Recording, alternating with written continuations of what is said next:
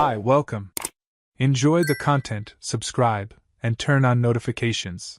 Ashley always believed that life was made up of phases, and at that moment, she was living through one of the most exciting ones. It all started when Mark, her husband, decided to invest in a bold project.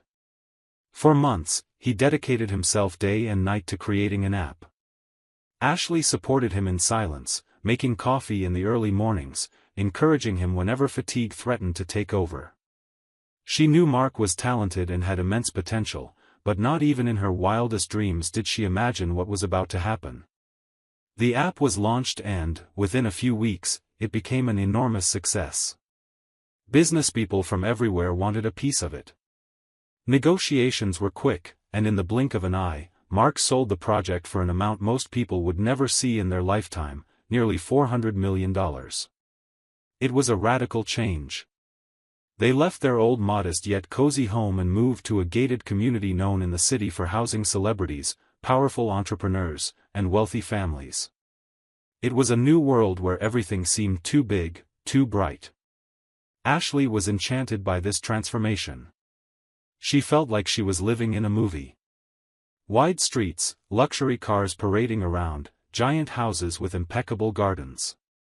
She found herself surrounded by people who exuded elegance, though they also carried a certain air of superiority.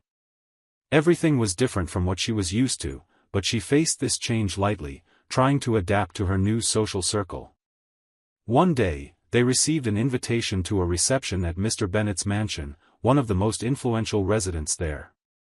The invitation was practically a passport to being accepted into the social circle of that neighborhood, and Ashley saw it as an opportunity to get to know her new neighbors better. She chose a discreet yet elegant dress and went with Mark to the party.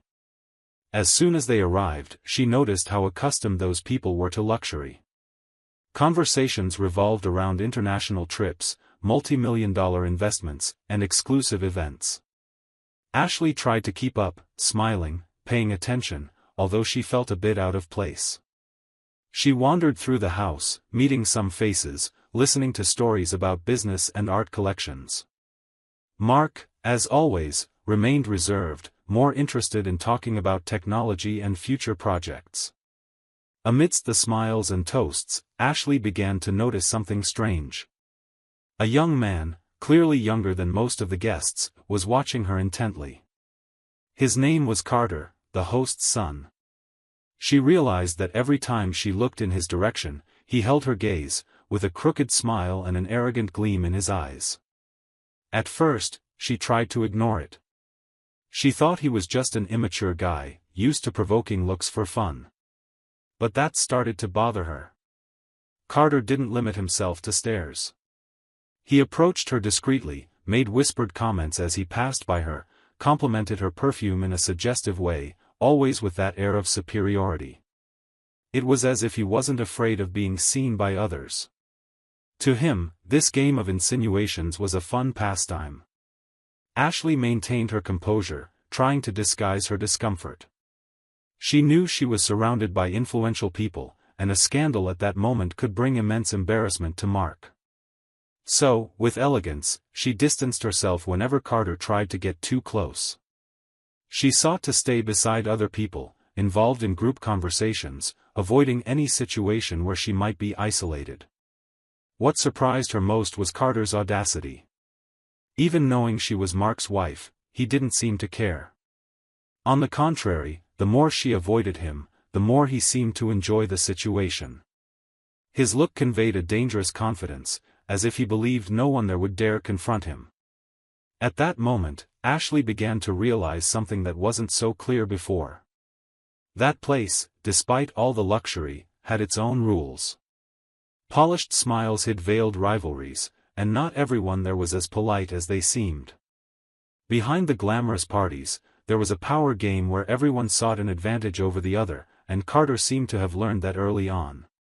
When the night came to an end, Ashley felt immense relief leaving that mansion. During the ride back home, she stayed silent, her thoughts swirling around everything that had happened.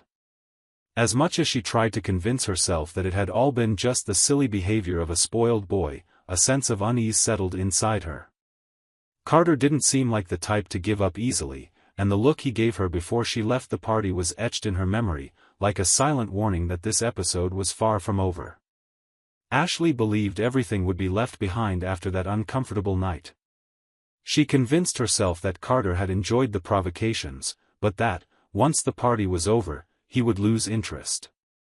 For a few days, she tried to keep busy with simple things, like organizing the new house, choosing furniture, arranging the garden, anything to distract her thoughts. It seemed to work, until her phone buzzed with an unexpected notification. Carter had started following her on social media. Her heart raced as soon as she saw his name there. For a moment, she considered blocking him immediately, but hesitated. She thought that doing so might fuel his obsession even more. She decided to ignore it, hoping it was just a passing curiosity. During the day, she avoided looking at her phone, but by late afternoon, when she opened it again, there was the first message. At first, Carter kept a polite tone. He complimented the dress she wore at the party and said she seemed different from the other women there. Ashley felt her stomach churn. This was going too far. She decided not to respond, believing silence would be enough to discourage him. However, the messages continued. He persisted, always with sweet words, as if trying to build a bond that never existed. When he saw she was ignoring him, his tone changed. The messages began to carry a disguised venom. He talked about the power his family had in the neighborhood, hinted that he could cause problems for Mark, mentioned how people there loved rumors and how a simple comment could ruin reputations.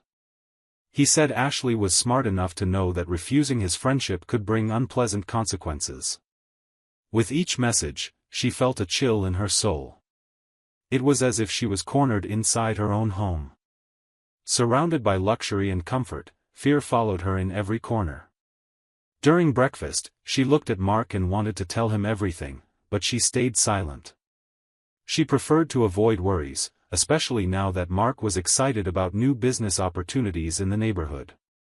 She feared he would react impulsively and ruin everything. Time passed, and Carter's messages became more aggressive. Now he made it clear he knew where she was, mentioning the places she frequented, as if he followed her from afar. He said that if she dared to tell anyone, he wouldn't think twice before spreading stories that could destroy Mark's image. Ashley began living in constant vigilance. Before leaving the house, she looked around, trying to predict if she would run into Carter somewhere. She avoided going to the market alone, canceled appointments at the beauty salon, and when she needed to go out, she always sought the company of a neighbor, even if only to disguise her fear. The worst happened on an ordinary day when she returned from the gym. As soon as she parked the car, her phone vibrated. The message was short but full of threat. Carter wrote that she was brave for continuing to ignore him, but that everything had a limit. He said he was ready to show her how he could make things even more complicated, making it clear he was nearby. Ashley froze. She felt her hands go cold, her body trembling. She looked around, searching for any sign that he was there. That night, she couldn't sleep. She lay in bed, staring at the ceiling, listening to every little noise in the house, as if something was about to happen at any moment. The next day, she decided to delete the social media app and lock all her accounts. She also deleted Carter's number, trying to eliminate any means of contact. But that wasn't enough to calm her heart. The feeling of being watched was still present. She could no longer pretend it was something small. Anguish consumed every gesture, every thought. One morning, after another sleepless night, she looked at herself in the mirror and barely recognized her reflection. She was worn out, with deep dark circles and a faded look. She realized this was no longer a matter of pride or maintaining harmony. It was a matter of safety, of preserving her sanity. She knew that if she didn't act soon, she could lose control of everything. From that moment, she made a decision. It was time to tell the truth, no matter the cost. Ashley took a deep breath before opening the door to the office where Mark worked. She found him focused, reviewing some contracts. For a moment, she thought about postponing, but she knew she had no choice. Her voice came out low and shaky as she asked him to stop what he was doing because she needed to tell him something important. Mark noticed her tone and closed his laptop immediately. Without asking questions, he waited attentively. Ashley began to speak, her heart racing. She revealed every detail, from the looks at the party to the messages that tormented her day and night. She told him about the threats, about how Carter knew all the places she frequented, and how he used his family's prestige as a weapon to intimidate her. With every word, Mark kept his gaze fixed on her, without interrupting. Ashley showed him the evidence on her phone, the saved messages, the notifications, everything she had kept silent during that torment. When she finished, she waited for an explosion of anger, but what she saw was different. Mark was calm, with an expression that mixed sadness and focus. He didn't let himself be overcome by rage. On the contrary, he said she had done the right thing by telling him. Without hesitation, he took her phone and transferred all the messages and screenshots to his email, organizing everything meticulously. Mark then hugged her, a simple gesture but full of meaning. It was as if he was saying, without words, that from then on, she wouldn't need to carry that weight alone anymore. Afterward, he asked her to stay home and take care of herself, as he would handle the situation. Ashley tried to argue, fearing he would confront Carter directly, but Mark assured her he knew exactly what to do. The next morning, Mark went to Mr. Bennett's mansion. He requested a private conversation and was promptly received since he was already seen in the neighborhood as a man of influence. Without beating around the bush, he laid everything out clearly. He showed the messages, explained the harassment, the threats, every detail. He spoke firmly but without raising his voice, making it clear he was there to protect his wife and wouldn't tolerate any attempt at intimidation. Mr. Bennett was shocked. Seeing the evidence, his face changed. The embarrassment and shame were evident as he realized his own son had caused such a situation. He remained silent for a few minutes, absorbing everything. Then, with a dry tone, he thanked Mark for bringing the issue directly to him. He said he would resolve it immediately. Mark left without any sense of victory. He knew the problem was too serious to allow any premature celebration. He preferred to remain cautious and wait. He returned home in silence, still absorbing the weight of everything that had happened. That night, however, the walls of the neighboring mansion seemed unable to contain the screams. Carter's father, completely beside himself, lost all composure. His voice echoed through the hallways, and even neighbors farther away heard snippets of the argument. He demanded explanations, and harsh words piled up. He accused his son of shame, irresponsibility, and dishonoring the family name. In front of the frightened eyes of the employees, the father revealed that this wasn't the first time Carter had gotten into embarrassing situations. There were other hidden stories, other victims of his reckless actions, and he himself had covered up previous mistakes to avoid scandals. This time, however, there would be no protection. Without hesitation, the father announced the definitive cutting of all privileges. The generous allowance was cancelled on the spot. The imported cars that Carter proudly paraded around the neighborhood were taken to the family garage, locked up, and the keys confiscated. Trips, parties, access to the exclusive club in the area, all were suspended immediately. No plea was heard. The father was determined and made it clear that the only way out for Carter would be military boarding school, located in another state, a place known among discreet circles of wealthy families for applying strict discipline, extreme physical training, and an austere routine, created specifically to re-educate rebellious and undisciplined young men. The decision was announced in front of everyone, with no room for appeals or excuses. Carter, pale and in shock, listened in silence, unable to argue in the face of his father's unshakable fury. The residents, used to seeing spoiled young people escape unscathed from their mistakes, were astonished by the severity of the punishment. For many, it was the first time they witnessed a case where an influential father actually applied a serious consequence, without using his power to cover up or soften the problem. Meanwhile, Mark remained silent. He knew that behind the whispers and shock, there was something much more important than social repercussions. His family was safe, and their integrity remained intact. For him, that was the only result that mattered. Ashley heard the news a few hours later. The relief was immediate, but what struck her most was Mark's demeanor throughout the entire process. He hadn't sought revenge, only justice. He protected his family with intelligence and dignity, without making a scene. She began to see her husband with even more admiration, recognizing the quiet strength he had always carried. The days that followed brought peace. Ashley resumed her activities, started circulating around the neighborhood again, but with a different attitude. She felt safer, more confident.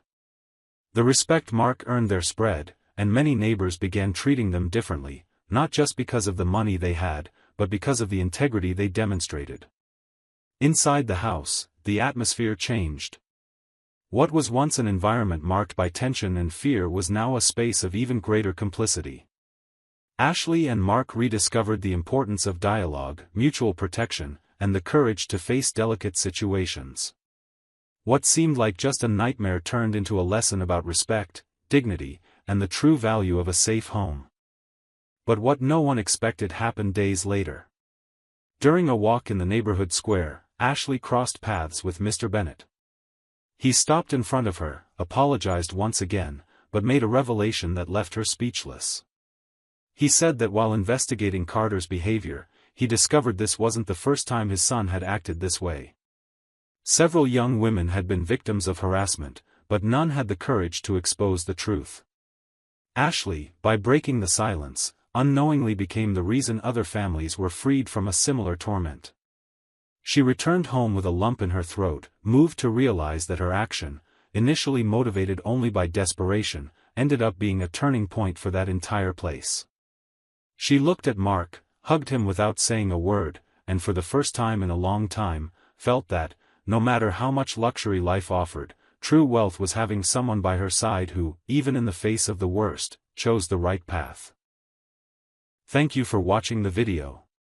If you enjoyed it, don't forget to subscribe to the channel and turn on notifications so you won't miss any updates. See you next time.